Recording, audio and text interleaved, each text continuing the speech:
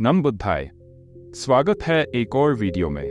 आज मैं आपसे बुद्ध द्वारा कही गई सबसे सुंदर कविताओं में से एक साझा करने वाला हूँ। अब जब बात कविताओं की आती है तो बुद्ध का इसमें अद्भुत हुनर था। वो श्लोक बोलते थे जिन्हें हम बौद्ध ग्रंथों में गाथा कहते हैं। आप सोच भी नहीं सकते, बुद्ध के कहे हुए श्लोकों के लिए पूरी की पूरी किताबें समर्पित हैं। उदाहरण के लिए थम्मम पद, इसमें सिर्फ बुद्ध द्वारा कहे गए श्लोक हैं। और भी हैं जैसे सूता, जो पूरी तरह से बुद्ध के श्लोकों का संग्रह है। जब बात आती है कविताएं कहने की, तो बुद्ध का इसमें अद्भुत कौशल था। उनकी कविताएं सीधे उनकी शिक्षाओं से भरी होती हैं और जीवन के गहरे अर्थ बताती हैं। तो आज मैं आपके साथ बुद्ध की एक ऐसी कविता साझा कर रहा हूँ जो आपको प्रेरित भी करेगी और जीवन के बारे में बहुत कुछ सिखाएगी। बुद्ध कहते हैं, कभी अतीत को फिर से मत जियो, न भविष्य पर अपनी उम्मीदें रखो।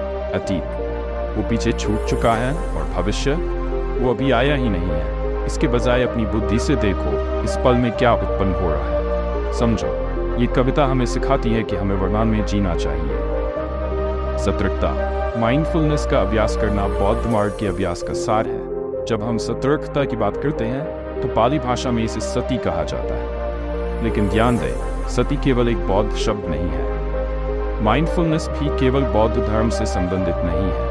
बुद्ध से पहले भी लोग सती का अभ्यास करते थे, लेकिन उस समय इसका उद्देश्य अलग था। अब अगर आप किसी सामान्य व्यक्ति से पूछें जो सतर्कता या ध्यान का अभ्यास करता है, आप ये क्यों करते हैं, तो जवाब कई प्रकार के हो सकते हैं। कुछ लोग इसे शांति पाने के लिए करते हैं, कुछ इसे तनाव दूर करने के लिए, और कुछ इसे आत्मज्ञान की ओर बढ़ने का साधन मानते हैं। अगर आपसे पूछा जाए सतर्क क्यों करते हैं, तो आप शायद कहेंगे, ये मुझे तनाव से मुक्ति दिलाने में मदद करता है, चीज़ों को आसान बनाता है और मुझे अपने गुस्से को देखने और उसे नियंत्रित करने में मदद करता है। अब ये सच है कि सतर्कता इन सभी उद्देश्यों को पूरा करती है। गुस्से को नियंत्रित करना, भावनाओं को संभालना और जीवन में तनाव कम करना, ये सब बातें सही हैं। लेकिन बौद्ध अभ्यास में सतर्कता का एक और उद्देश्य है जो इनसे परे है। ये उद्देश्य हमारी आत्मिक प्रगति और जीवन की सच्चाई को समझने से जुड़ा है। बुद्ध कहते हैं, बुद्धि से देखो हर पल में क्या उत्पन्न हो रहा है। यही है बौद्ध सतर्कता का सार, जिसे हम सती कहते हैं। सती का उद्देश्य है परिवर्तन को देखना, जीवन की अस्थिरता को समझना। सबसे पहले बुद्ध कहते हैं, अतीत को फिर से जीवित मत करो। इसका मतलब क्या है? अतीत वो तो चला गया है, खत्म हो चुका है, अब उसका कोई अस्तित्व नहीं है।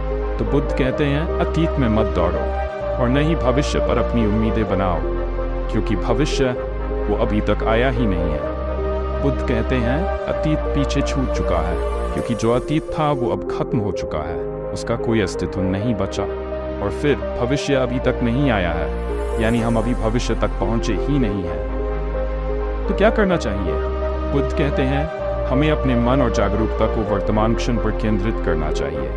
हमें इस क्षण में क्या हो रहा है उसे ध्यान से देखना और समझना चाहिए, क्योंकि हम केवल इस वर्तमान क्षण में जी रहे हैं। न हम अतीत में जी सकते हैं, न ही भविष्य में। हम केवल इस पल के मालिक हैं। इस जीवन में हमारे पास जो एकमात्र क्षण है वह है यही क्षण, जो पल पल की तरह क्षण भंगुर है। बुद्ध कहते हैं, हमें इस वर्तमान क्षण में होने वाली अनुभवों के प्रति अधिक सतर्क रहना चाहिए। यदि आप अतीत के बारे में सोचते हैं तो ये सिर्फ आपके मन की एक भ्रांति है।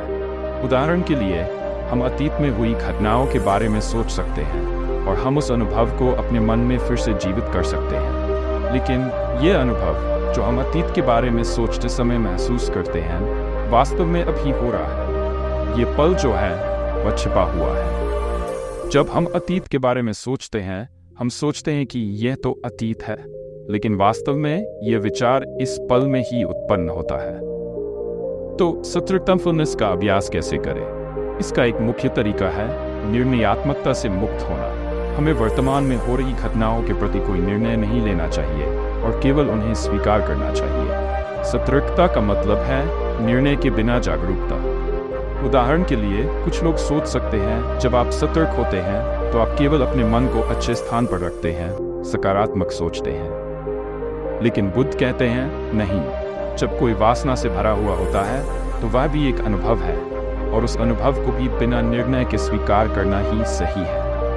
जब कोई व्यक्ति वासना से भरे मन को समझता है तो वह उसे जैसा है वैसा ही स्वीकार करता है। इसी तरह जब उसके मन में क्रोध होता है तो वह उस मानसिक स्थिति को पहचानता है, यह क्रोध है। समस्या यह है कि हम अपने अनुभवों के प्रति बहुत निर्णयात्मक हो जाते हैं। हम या तो सकारात्मक प्रतिक्रिया देने की कोशिश करते हैं या नकारात्मक। उदाहरण के लिए मान लीजिए हमारे मन में असुविधाजनक विचार है, जैसे कि क्रोध।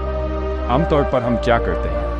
हम उस विचार को अस्वीकृत करने की कोशिश करते हैं। हम उसे धक्का देते हैं, जैसे नहीं, मुझे ऐसा नहीं सोचना चाहिए। जब हम उस विचार को अपने मन से निकालने की कोशिश करते हैं तो जितना हम धक्का देते हैं उतना ही हम क्रोध को बढ़ाते हैं। तो सतर्कता में हम क्या करते हैं? हम निर्णय नहीं लेते, हम उस विचार को लेबल नहीं करते, हम उसे जैसा है वैसा ही देखते हैं। जब आप ऐसा करते हैं तो आप उस विचार पर प्रतिक्रिया देना बंद कर देते हैं, और जब आप अपनी प्रतिक्रियाएं रोकते हैं तो क्या होता है? वह क्रोधी विचार अब एक क्रोधी विचार नहीं रहता, क्योंकि वह विचार तभी क्रोधी बनता है जब हम उस पर प्रतिक्रिया देते हैं। ये कुछ इस तरह है जैसे मान लीजिए आप सड़क के किनारे बैठे हैं और गाड़ी गुजर रही है। आप सड़क के बीच में नहीं कूदते, न ही आप गाड़ियों को रोकने की कोशिश करते हैं और न ही आप उनके पीछे दौड़ते हैं। आप बस वहां बैठते हैं, गाड़ियों को देखते हैं और उन्हें जैसा है वैसा ही समझते हैं। आप उनसे जुड़ते नहीं हैं, आप उनके बारे में निर्णयात्मक नहीं होते। और यही है सतर्कता का अभ्यास। जो भी मन में आता है आप उसे ध्यान से देखते हैं। लेकिन समस्या यह है कि हम अक्सर क्यों क्रोधित होते हैं, हम क्यों ईर्ष्या महसूस करते हैं, और ये सभी दुष्ट विचार हमारे मन में क्यों आते हैं? इसका कारण यह है कि हम उनके प्रति सतर्क नहीं होते। जब आप सीखते हैं कि कैसे सतर्क रहना है तो आप उन विचारों के प्रति कम निर्णयात्मक और कम प्रतिक्रियाशील हो जाते हैं। आप सोचते हैं कि आपको क्या करना चाहिए, इससे आपका मन धीरे धीरे काम करने लगता है, जिससे आप उस विचार को उसके उत्पन्न होने पर ही पकड़ सकते हैं। यह है सतर्कता का अभ्यास। जब आप समझते हैं कि हर विचार का अपना एक उत्पत्ति होती है और फिर वह गायब हो जाता है। इस प्रकार हर अनुभव जो हम करते हैं उसमें भी यही प्रवृत्ति होती है। जब आप इस उत्पत्ति और गायब होने की प्रकृति को समझ लेते हैं तो आप इस सच्चाई को पहचानते हैं। यह है अस्थिरता, जिसे हम जीवन की सच्ची प्रकृति कहते हैं। पाली में इसे कहते हैं अनिच्छा, यानी परिवर्तन की प्रकृति। जब आप ये समझ लेते हैं कि कुछ भी परिवर्तन के अधीन है तो आप समझते हैं कि सब कुछ अस्थिर है। इसके बाद अगली सच्चाई यह है कि अगर कुछ परिवर्तन के अधीन है तो वह दुख का कारण है। और ये सच है, हर दुख, हर पीड़ा हमारे जीवन में इसी अस्थिरता से जुड़ी हुई है। उदाहरण के लिए, हर पीड़ादायक स्थिति, हर दुख जो हम अपने जीवन में अनुभव करते हैं वह परिवर्तन के कारण ही है। हम चाहते हैं कि चीज़ें न बदलें, लेकिन वे बदलती हैं। हम चाहते हैं कि कुछ अनुभव स्थिर रहें, लेकिन वे बदल जाते हैं। हम उम्मीद करते हैं कि लोग न बदलें, लेकिन वे भी बदलते हैं। तो हमारे जीवन में हर दुख का कारण परिवर्तन है, और इसलिए बुद्ध कहते हैं जो परिवर्तन के अधीन है वह दुख है। इसके बाद अगली महत्वपूर्ण बात यह है, यदि कुछ दुख है तो उसे आत्मा, मैं या मेरा के रूप में नहीं देखना चाहिए। जो कुछ भी दुख के अधीन है उसे आत्मा या मैं के रूप में नहीं देखना चाहिए। ये समझने का एक तरीका है अनाथ सेल्फ के सिद्धांत को। तो ये 3 संकेत हैं इस अस्तित्व के: अनिच्छा, अस्थिरता, सफरिंग, और अनात्मा, नॉट सेल्फ। ये तीनों इस अस्तित्व के संकेत हैं, और वास्तव में बुद्ध के अनुसार इस बौद्धिक सतर्कता का अभ्यास करने का मुख्य उद्देश्य यही है। इन 3 संकेतों को समझना, जीवन की सच्चाई को समझना। इसलिए बुद्ध कहते हैं जब आप अभ्यास करते हैं, जब आप सतर्कता के साथ ध्यान करते हैं, जब आप अपने मन को इस वर्तमान क्षण पर केंद्रित करते हैं, तो जब कुछ उत्पन्न होता है आप उसे समझते हैं, जब वह गायब होता है आप उसे जानते हैं, आप उसके प्रति सतर्क होते हैं। और यही है जीवन की सच्ची प्रकृति को समझने का मार्ग। इस कविता का अगला हिस्सा अत्यंत सुंदर और प्रेरणादायक है। बुद्ध कहते हैं आज प्रयास करना चाहिए, कल मृत्यु आ सकती है। कौन जानता है, जीवन के साथ कोई बाजी नहीं है। इस एक वाक्य में एक गहरी सच्चाई है, हम सभी मृत्यु के अधीन हैं। हम सभी अस्थायी प्राणी हैं, हम सब परिवर्तन के अधीन हैं, हम सभी मृत्यु के अधीन हैं, और हम सभी धीरे धीरे मृत हो रहे हैं। जब वह घटना हमारे जीवन में आती है तो हमें जाने के लिए तैयार रहना चाहिए। जब आप ये समझते हैं कि ये वर्तमान क्षण कितना कीमती है, तब आप इस पल को धर्म और आध्यात्मिकता के अभ्यास के लिए महत्व देते हैं। बुद्ध कहते हैं, कोई भी उसे और उसके शौक को दूर रख सकता है, लेकिन जो व्यक्ति दिन रात इसी पर ध्यान देता है, उसी परिश्रम से निरंतर, वह वास्तव में है। यहाँ बुद्ध ये सिखा रहे हैं कि निरंतरता और समर्पण के साथ अपने आध्यात्मिक अभ्यास में लगे रहना कितना महत्वपूर्ण है।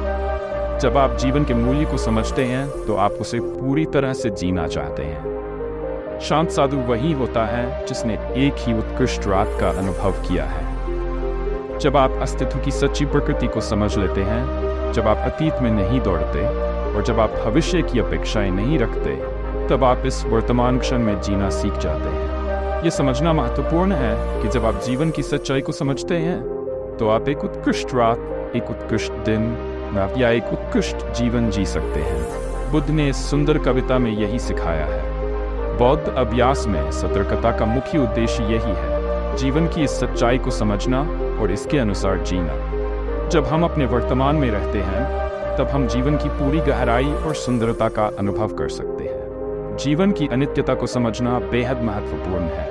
मैं मानता हूं कि ये छोटी सी कविता आपको बुद्ध की सतर्कता के अभ्यास के बारे में और अधिक समझाने में मदद करेगी। मैंने इस सूचना और इस कविता के बारे में पढ़ने के लिए सभी लिंक और जानकारी नीचे विवरण में साझा की है, तो कृपया उन्हें ज़रूर देखें। साथ ही अपने जीवन में इस सतर्कता का अभ्यास करने का प्रयास करें। इसे अपनी दिनचर्या में शामिल करें और एक शांत और खुशहाल जीवन का आनंद लें। याद रखें, हर दिन एक नया अवसर है उच्चतम जीवन जीने का। नमो बुद्धाय। धन्यवाद। और अगर आपको यह वीडियो पसंद आया हो तो इसे लाइक करें, शेयर करें और हमारे चैनल को सब्सक्राइब करें।